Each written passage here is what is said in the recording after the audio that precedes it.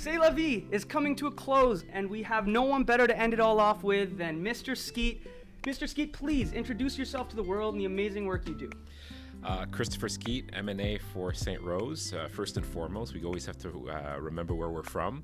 I'm also the Parliamentary Assistant to the Premier responsible for the English-speaking Quebecers and the Parliamentary Assistant to the Minister responsible for the fight against racism. So a lot of things there, but all in all, I'm kept very busy. Very busy. I'm sure. I mean, it seems like you have a very, very intense job. I wanted to talk a bit about where you came from and your background growing up and what got you into politics. Very good questions. I think my first awakening occurred when I was in CEGEP. I was at Vania. I took a poli-sci class, my first poli-sci class, and I realized for the first time that it wasn't something I hated, and it wasn't something that I did poorly at. So after getting a good grade in science and political science, I was like, well, hey, maybe I like this. And then took a couple more classes, and it all started basically with just asking one question: why?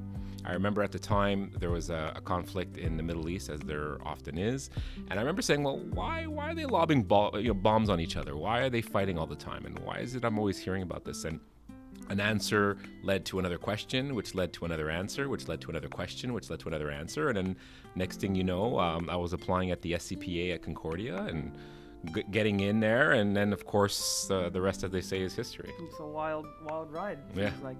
Honestly, politics has always interested me as well, and I feel like a lot of that interest and that passion comes from our upbringings and like the stuff we've seen, the challenges that we've faced. And so when you're coming into this realm of politics, especially in the Secretariat, what are some of your main goals, or what is that passion that you're trying to chase? Well, I grew up in a French household. My mother tongue is French. My mom was French Québécoise.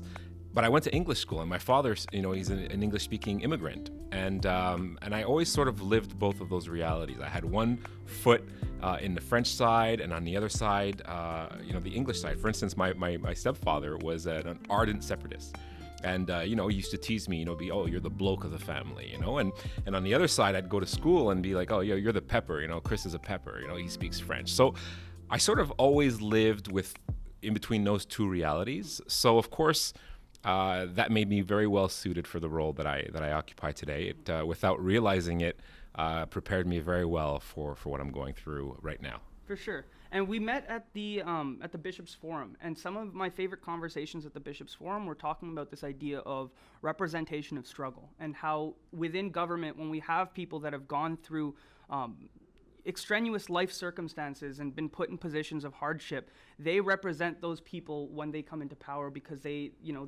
been through it, they've seen it. So I think there's a lot to say about your past and how it influences the work you do now. And I think it's also a great representation of this idea of a mosaic culture that we've been discussing throughout the podcast. So I wanted to ask you. But on that, just let me add though, because I think what we have to be careful of, and this is the hat that I wear a little bit with the anti-racism hat, is how do we do that while maintaining our own national identity, right? So yes, I'm a Black Québécois. I'm an English speaker. I'm a French mother tongue. My father's from Trinidad, but I'm also a Quebecer, and I also try to articulate my actions with that lens, because that is in the end what brings us together. And I think for far too long, especially in the English community, I think we've been excluded from that je ne sais quoi that is being a Quebecer. You are a Quebecer, I'm a Quebecer, and I think English-speaking Quebecers need to reappropriate that to themselves and then define what the future of Quebec will look like in that mosaic. I agree. I think that there is a bit of a disconnect or a bit of a divide. I could say I proudly call myself a Quebecer. And through these conversations, my entire perspective on what it means to be a Quebecer has shifted. Of course, for myself, I know my French isn't perfect, but I always try to make that attempt. Like, even if I'm saying words wrong, I'll always go and I'll try to speak French, as improper as it is. And what I appreciate throughout these travels and these conversations, people will actually make that engagement to help back. And I think personally that has really strengthened my sense of belonging here, and it's strengthened my sense of Quebec identity. And I'm proud to call myself a Quebecer. But I know for a lot of English-speaking youth around this province, they don't have that. They don't have that connection. They feel that there's a divide or that there's a pushback and that they're not welcome here. What do you think about this idea of the relations between English and French and this low rate of belonging in the province? It is something that I've noticed. It's something that's on my radar, and it's one of the things that motivates me every day with the Secretariat. Let's rewind, right? There's the Quiet Revolution, which is great because it takes Quebec out of the dark ages and brings us into modernity. But at the same time, there's like this awakening by the Francophone majority and a sense of empowerment that comes from being a majority in a small territory. And with that came a lot of good things. But one of the things that also came with that was the sovereignist movement. And a lot of the English-speaking Quebecers at that time were looking at this, seeing themselves as minorities in number, realizing that that this could be difficult for them. And I think the English Quebecers' reality changed at that moment. Our sense of belonging was changed at that time because the Quebec flag became associated. Well, I say it was usurped by separatist elements and claimed as their own, when in fact it was always ours. It was always all of ours. And so what I'm trying to do with the role of the Secretariat is to give English-speaking Quebecers back their flag, give them back this sense of belonging, because it's a very intangible thing, but that is, I believe, one of the crucial areas that we need to rebuild following the separatist movement. And then from there, anything's possible. 100%. And I think in one of the last episodes, we spoke to Guy Rogers, yeah. And he is doing an incredible project called Waves of Change. And in that project, we discuss like the different waves of immigration and how their sense of belonging are shifted, even though their families have been here for generations and generations. And we are seeing a lot of how these past referendums or these past actions are kind of debilitating and further drifting this already massive disconnect. So what do you think are the next steps to try to bridge those from our past? Knowledge, I think. It's very difficult. A lot of people don't realize this, but there's a big difference between, for instance, a separatist and a nationalist. I consider myself a civic nationalist. A civic nationalist is not someone who wants to separate Quebec. But there's like an amalgamation of this idea that, in our Constitution, provinces have certain jurisdictions, the federal government has certain jurisdictions, and they're equal. In a federation, the federal government is not above provinces, even though sometimes there's this inclination to believe that. Each jurisdiction has its own competencies and is responsible solely for their competencies. So when Quebec talks about protecting its jurisdictions, when the Premier talks about that, I think he's dead on. I think it's all about making sure that we use our power within the Constitution to its full capabilities, and at the same time recognizing that the federal government has its own competencies and respecting theirs. That doesn't mean we're being a separatist, but to bring it back to my initial thing, that has to be tied in with knowledge of what our politics are. We tend to, as English-speaking Quebecers, identify with Canadian ways of doing things, with American, especially, ways of doing things. For instance, a lot of people don't even know the difference between a premier, a prime minister, and a president. So that is a very big problem when you're trying to empower people, because if you don't understand the basic structure of how you are governed, then of course you feel disenfranchised. Of course you don't feel like you have access. And I think we have to fix that knowledge, and then with that will come understanding, and with that will come genuine debate. And debate is good. Conflict is good. It can be good. So we shouldn't shy away from that. 100%. I think that there's an issue that comes with, you said education and like learning. Yeah. That's the number one way to bridge it, and I couldn't agree more. But I think there is a true disconnect between the information that's provided across the regions. I think that there is a discrepancy in the way that we're provided information living in Montreal or Quebec City, some of these metropolitan areas, and then there's less information acquisition within these smaller regions. And organizations like the MCDC are doing great work, as we spoke about.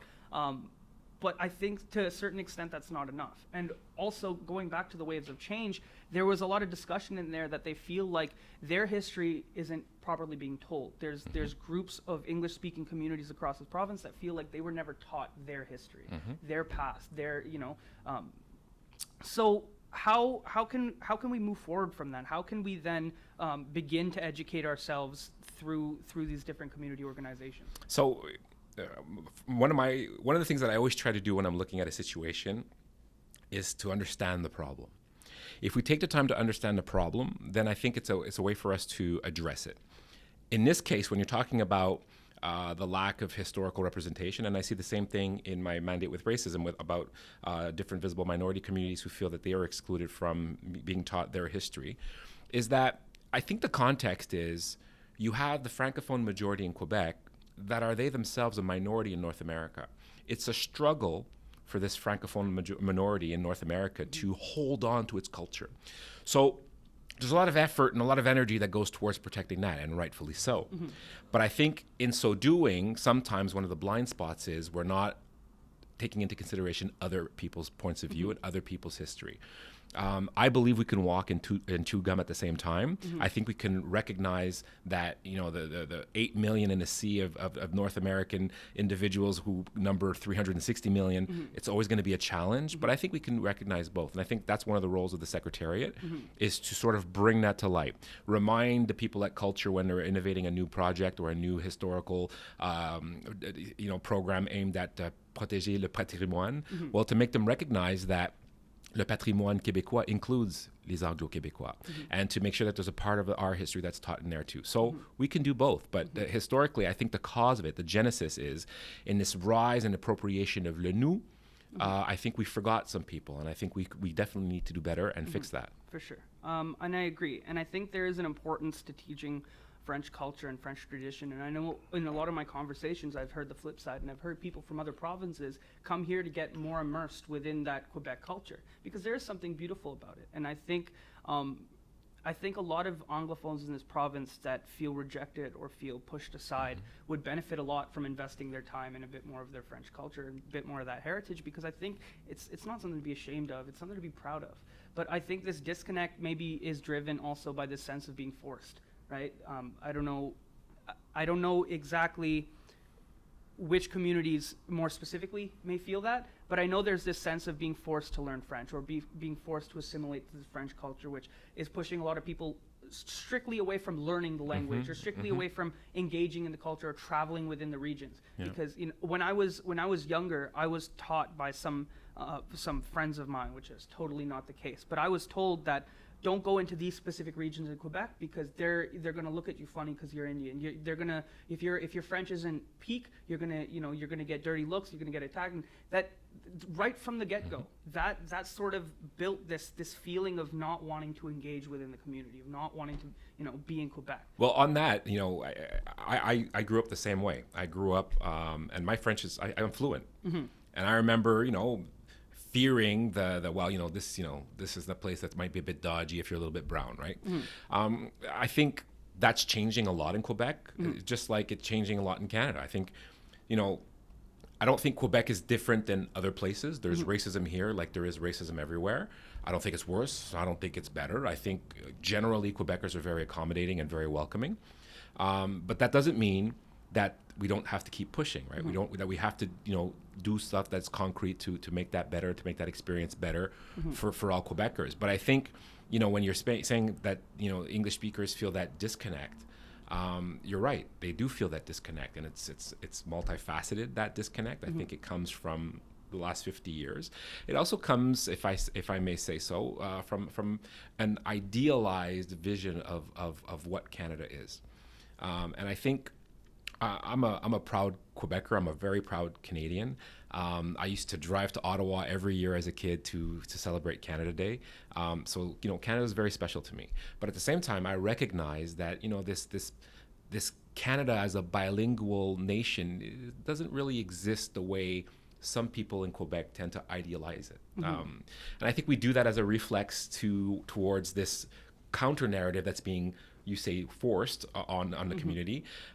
So what's the truth there? What is it? Well, the reality is that Canada is a place that goes out of its way to try and protect linguistic rights, and that's a good thing. So that's the positive side. The reality, though, is that French is the fragile language in Canada, be it in Ontario or be it in Quebec.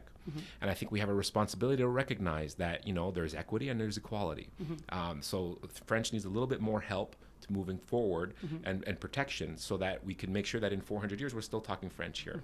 And I think if we do that, we can recognize what's great about Canada and also what's special about Quebec in the same sentence without being exclusive. 100%. I think that's very important. I think it's also important to kind of do this in a way where it feels like people kind of have a bit more of a choice or a liberty to do so. And I'm not saying that they don't, but I think if you know, the Anglophone community felt a bit more approached in the sense that they were able to have a choice to learn French or have a choice to engage this, or, you know, they were taught a variety of multifaceted parts of their history, and then because of that liberty, they feel the desire to go within Quebec and, you know, study and travel and explore and learn just from traveling within the province.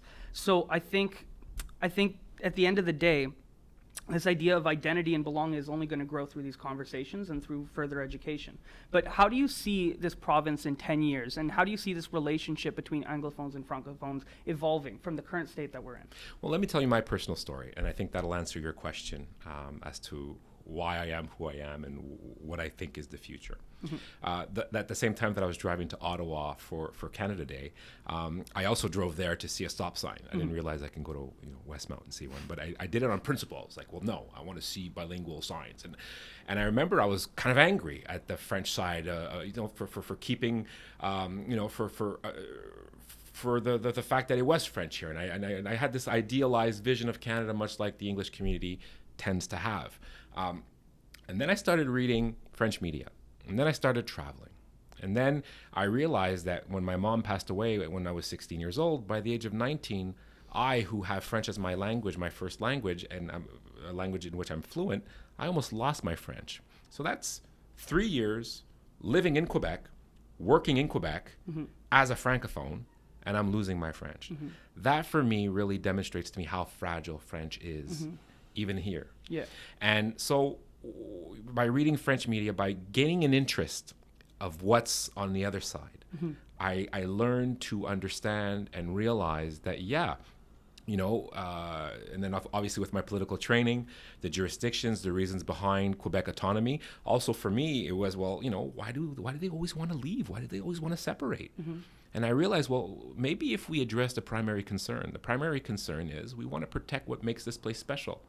So then why don't we just address that concern, and then maybe the sovereignty debate will be cast aside. So all that together is what made me the person I am today.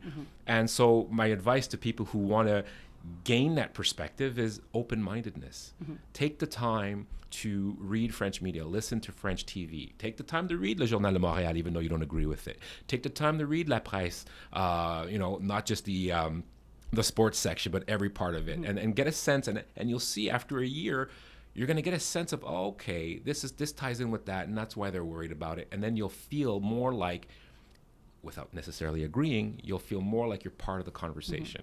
And that's what I would say was what did it for me, was immersing myself in a desire to learn more French, to fix my French that I was losing, was just to immerse myself in French media and to understand it a little bit more. And I think the goal should be to try to get people to want to do that, right? So I feel like the Bishops' Forum was a very, very unique experience, because I feel like I was surrounded with youth my age, some that had polarizing opinions to me, and some that had, very, very similar. But then there was also that center. And I feel like having those discussions in an open forum and being able to discuss these ideas, that alone drove this sense of belonging just way up. Because you understand that, there's a lot of nuances in being a part of this province. There's a lot of nuances being a part of any community. But understanding and having the conversations of different opinions is instrumental in cooperation and growth as a community as a whole. I couldn't agree more. I think one of the dangers that we face as a society, and I say society as in the West in general, is this polarization of opinion. It is deeply concerning what we're seeing, because you have the fringe on one side, 10%, the fringe on the other side, 10%, that are screaming on megaphones, and they're drowning out the 80% who are moderates, who are just listening, who are just trying to make sense of it, who are just trying to understand where they fit in that. Yeah, and the problem there becomes that 80% stops listening, right? When there's so much loud noise on one end and so much loud noise on the other end, and it's your character becomes attacked if you believe one way or the other, that 80% puts on some headphones and doesn't think about it. And Well, that's where the disconnection comes. Which brings us to the biggest danger I feel that our society has to deal with is institutional trust. That 80%, hearing those fringe voices, is like, you know what, a pox on both your houses and you both suck. And I think that is the beginning of the end for a democratic society. And I think as long as we have the ability and the courage to have nuanced points of view, to be, I consider myself, I often tell, I'm a radical moderate. I have a real problem with extremism on both sides, and it makes me very angry. So for me, I make it a point to combat that because I think it's profoundly dangerous. I 100% agree. I think there should be, going forward, there should be some kind of growth towards having these voices heard, whether they be on one side or another side, more systematically. Because I feel like a lot of the perspectives that were shared, even by yourself in our conversation at lunch at the forum, a lot of these perspectives on Bill 21, Bill 96 that were discussed across the forum, I hadn't heard before. And you think that you hear both sides within your community, within the West Island. You think you've heard everything by watching news reports or whatever, but it was interesting going there with people across the province, and now you're hearing ideas and perspectives on the same piece of legislation you read that you wouldn't have imagined even trying to understand that, you know? It's that was a good moment for me too, because I felt what you're feeling. I felt again, this is not about convincing people or making people agree with you. What I felt, even though it was very draining and tiring, was openness. And I think that is the cure to the ambient climate. When somebody is received, like, because I got to tell you, Bishop's Forum wasn't easy for me. You show up there and people were waiting for me, you know, with pitchforks, and they were waiting there. And then I think what happened, if I may be so bold, was people realized I'm a human being. And then from there comes, well, if he's a human being, then why doesn't he think like me? Well, then, that's actually a pretty good point. Oh, shoot, well, I never thought of that. So again, it brings me back to what I said. It's not what you think you know, it's what you know for sure that just isn't so. And I think we live in a society now where everyone is so sure that they're right, and they're so sure that they've seen everything, they've been there, done that, that anybody who doesn't think like them must be wrong. And I think that hubris, again, is profoundly dangerous. Profoundly destructive. Well, it's destructive because it's counterproductive, but mostly it's dangerous because it leads to distrust of institutions that took centuries to build. And I think from there, we become vulnerable to our enemies, we become vulnerable to disinformation, we become vulnerable to any myriad of tactics that remove us from the debate. I think these people want to be part of the debate. That's why they feel so strongly about how they feel. What we need to do is make sure they have all the same information that everybody should have, and then go forward with that. And I think that's why my personal fight is against extremism in that way. I think the rhetoric is profoundly dangerous. And I think, as you just mentioned, it kind of falls back onto this idea of information acquisition not being present for everyone. And it's not to say that it's anyone's fault, or because even living in a place like the West Island where you have a lot of polarizing opinions, you'd think that you'd hear it all. So my question to you then is, how do we move forward from this? How do we move forward from this distrust of the political system that's already in place, this distrust that already exists, these people that are in their bubbles, they have their information, they won't be getting any other information? How do we break through them? How do we open them up?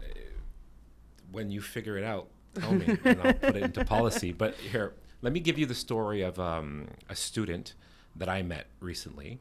I won't name her because I don't want to out her. But she was concerned about some issues during the recent group, the action group that was created by the Premier for fighting against racism. She had some concerns, and so she called me.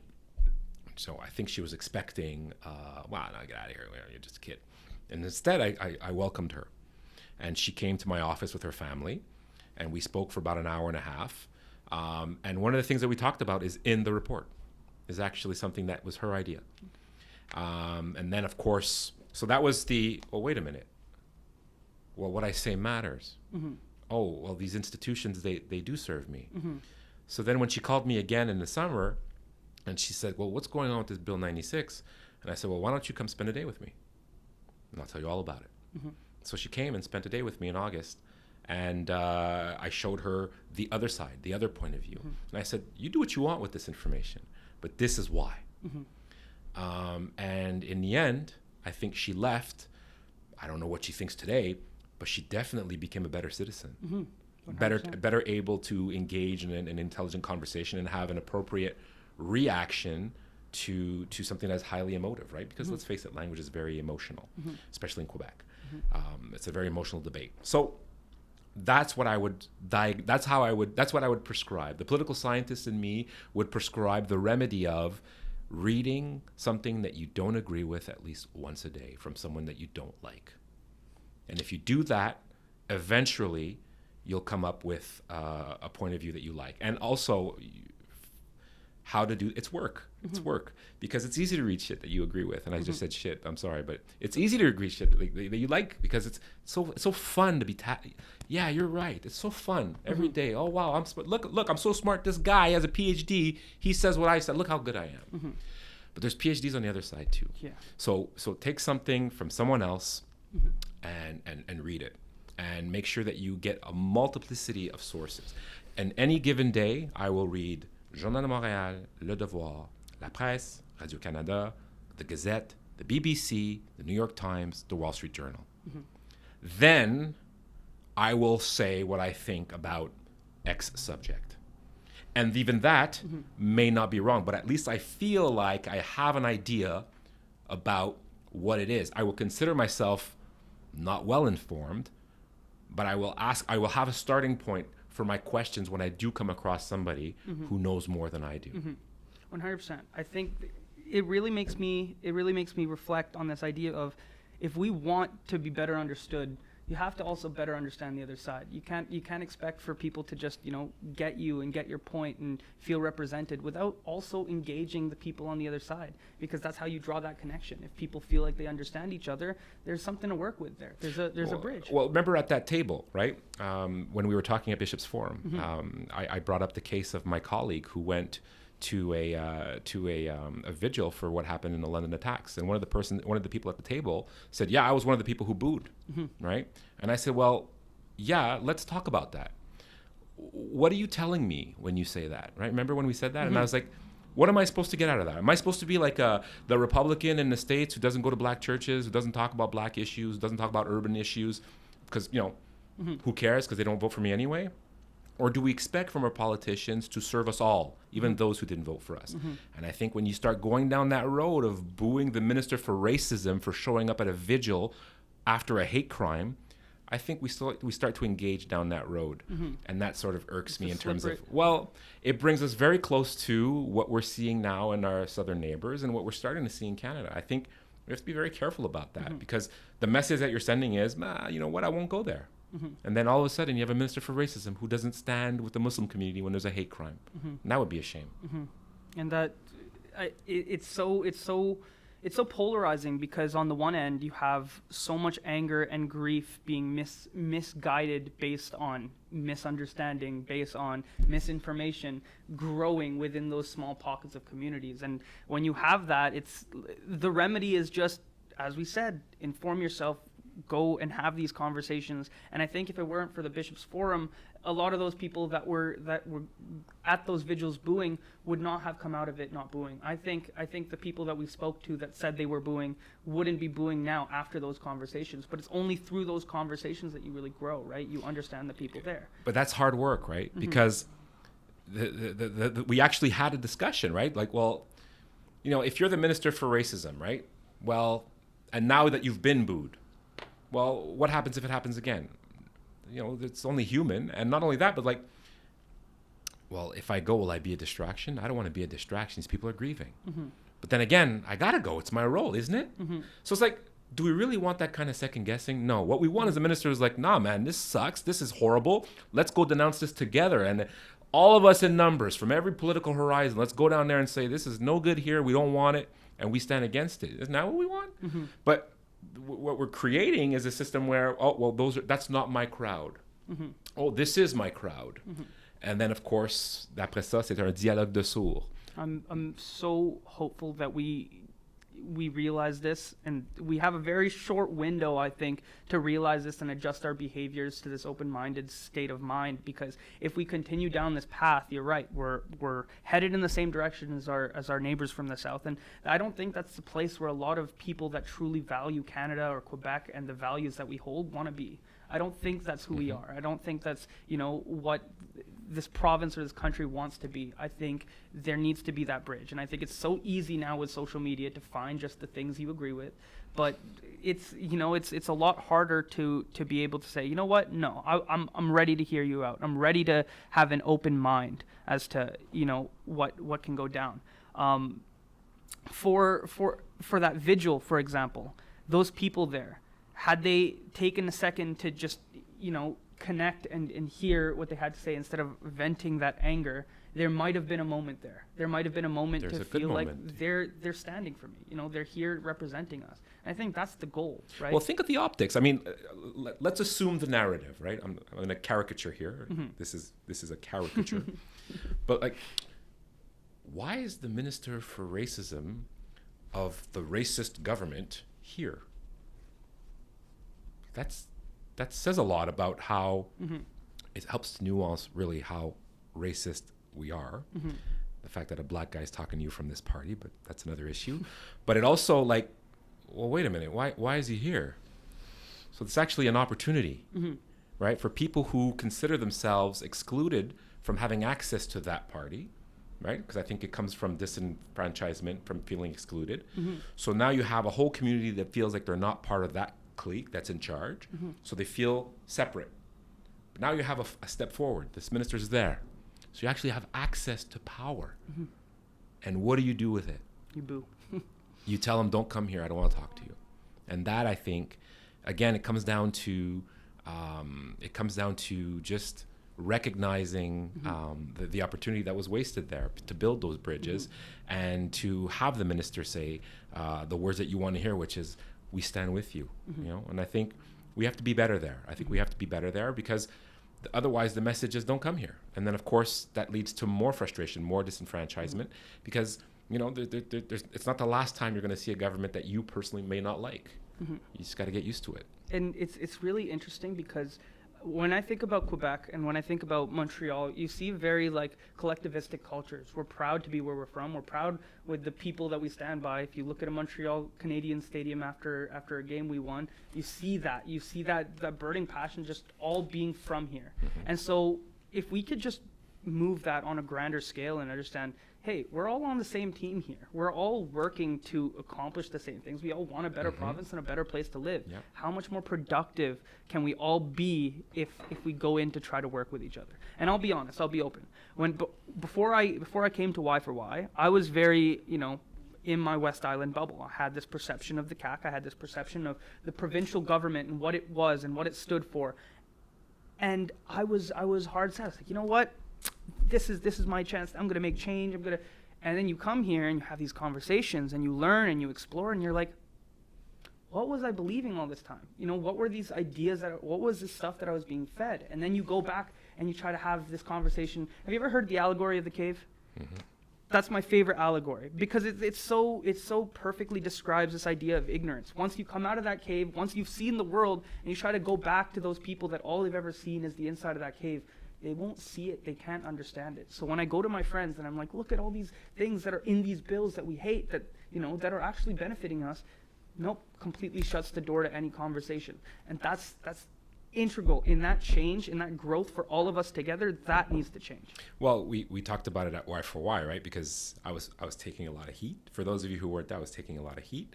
And then I said, well, wait a minute. This is a black guy, an English speaker.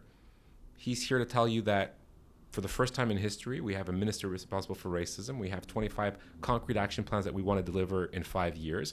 That'll definitely move the needle on racism in Quebec, including the prohibition of l'interpellation policière or the, the racial profiling of cops. We have a government that doubled the amount of money it gives to the English Secretariat, funding initiatives like Y4Y, amongst other things. A spokesperson who comes, speaks, takes the time. That's huge. Mm-hmm. That's huge stuff. It is. And but I think you attract more flies with honey. So mm-hmm. I'll keep coming here and trying to show people what an extreme moderate looks mm-hmm. like, in the hopes that maybe people who are paying attention will notice that. And, mm-hmm. and I'm happy to see your journey, because it's not unlike mine. I also had preconceptions about a population that I was a part of, mm-hmm. about what it meant, because I was in that narrative as well.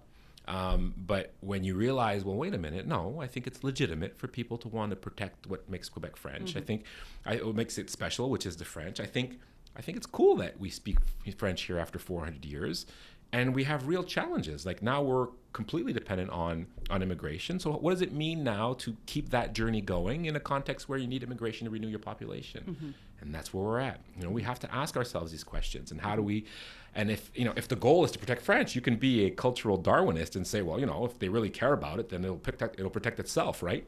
Mm-hmm. A legitimate point of view, not one that I share. Mm-hmm. But, we have to ask ourselves these questions. And I think when you start to ask them, a reasonable person comes to a reasonable conclusion, not unlike what Bill 101 used to look like and now what we're trying to do now. Mm-hmm. And I think, honestly, even though we have these misconceptions, I think anyone can change. I think anyone can kind of grow out of this mentality or this headspace or these misconceptions. I think it just takes time and effort and hard work, like you said, because there is a beauty here. And I think when it comes down to it, if we invest in people's desire to be here, if we invest in people's personal identity in Quebec, then we're going to just directly be investing in French. Because if people feel like they're welcomed here, if people mm-hmm. feel like they belong and this is a place that fights for them, we have everything here. We have beautiful scenery. I was driving to Sherbrooke and I was like, wow, this looks like the drive that I was doing in Austria to go mm-hmm. from Vienna. It's like, it's such a gorgeous province. And I think deep down, there's a lot of love that can still be captured. I don't think it's too late. So let's end it on this, Mr. Skeete. What would the perfect Quebec look like to you? Where do you see English Quebecers in Quebec and French Quebecers in Quebec? What is the ideal Quebec in your eyes? In a lot of ways, my ideal Quebec is the one we live in now. In a lot of ways, obviously I have personal preferences that are not manifest, just like I'm sure you do, just like I'm sure your listeners do. But I want to be in a place where conflict isn't a bad word, where we can have serious discussions and move stuff and allow ourselves to grow and change and be allowed to change our mind. Mm-hmm. I'm not the person I was 10 years ago. I won't be this person in 10 years, and that's okay. And, for the record, if I'm tweeting something now, it might not age well in 10 years, and that has to be okay. We have to live in a society where we're allowed to be and we're allowed to grow. And I think my ideal Quebec, what I hope to leave English-speaking Quebecers at the end of my mandate, whenever that may be, is a sense of belonging, is to tell them that it was wrong of the separatist movement to steal that flag from you. They took it and they ran away with it. You weren't even allowed to celebrate the 24th of June. It was a separatist sideshow every year. They just took it, and that wasn't fair. That wasn't right. You have as much of a say here as I do, as they do, and I think you have to reclaim your place here. And people like me, I think, have to go around reminding you of that, mm-hmm. because this is your home and mm-hmm. you have a right to feel at home here. So, wherever we go, wherever the population wants us to go, wherever politicians today and tomorrow lead us, I think Quebec is a great place. And I think we shouldn't forget how special it is in Canada and in North America. It's very different if we take the time to realize that, mm-hmm. and to celebrate what makes it different and also protect what makes it different. Mm-hmm. 100%. And I think that's the perfect way to close this all off. As long as we continue to grow, educate ourselves, and be open-minded, and open to our neighbors, open to the people that are next door, open to the 30-some thousand people that come here every year that instrumentally change the foundation of what the culture is. And so if we continue to do that, we'll continue to grow in a progressive way to where we want Quebec to be altogether. And I think that's, I said this recently on a TV interview, that's my vision of, our federation, right? A place where provinces are respected, the federal government's respected, where people who are here are allowed to be, and they have the tools to be successful, right? Because don't forget, you can talk about Bill 96 or Bill 101, and I know that generates a lot of anger and fear, but really, it's all about fully participating, right? So at least believe that it comes from a good place. Mm-hmm. At least believe that it comes from a place of, well, aren't you part of us? Then if you're part of us, this is what we speak. Join us in that. And I don't think that that's a big ask. And I think it's the key to success if you want to stay here. So no, I think we're not always perfect, but I think we're kind of good. And I'm hopeful that people will take the time to research that and see that, and getting some perspective about how lucky we are to not only be in Canada, but to be in Quebec. And I do see a shift in a lot of people that I feel wouldn't be having these conversations maybe, 5-6 years ago, now wanting to have these conversations, now wanting to engage, now wanting to go to the forum. It shows growth. It shows an evolution in the way that we are, and it shows a desire to continue to grow within this province.